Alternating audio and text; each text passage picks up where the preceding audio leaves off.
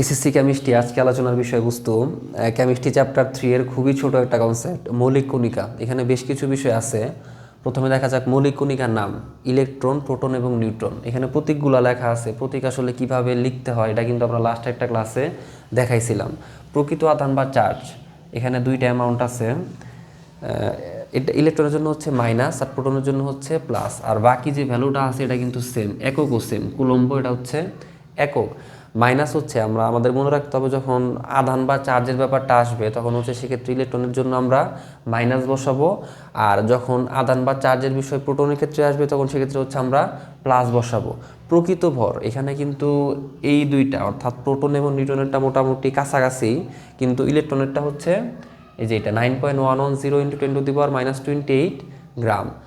Last দুইটা হচ্ছে যে আপেক্ষিক আধান এবং আপেক্ষিক ভর। আমি আগে বলছিলাম যে আধান, যখন আধানের বিষয়টা আসবে আধান বা চার্জ তখন হচ্ছে আমরা ইলেকট্রনের জন্য মাইনাস মনে রাখবো, আর যখন হচ্ছে যে প্রোটনের জন্য আসবে আমাদের মনে রাখতে হবে এটা চিহ্নটা হবে প্লাস, আর নিউট্রনের জন্য হচ্ছে শূন্য।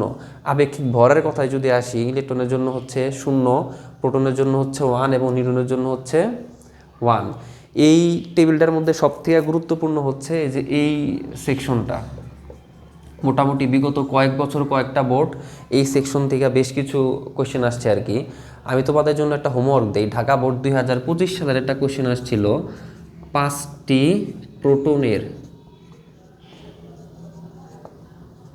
প্রকৃত ভর কত।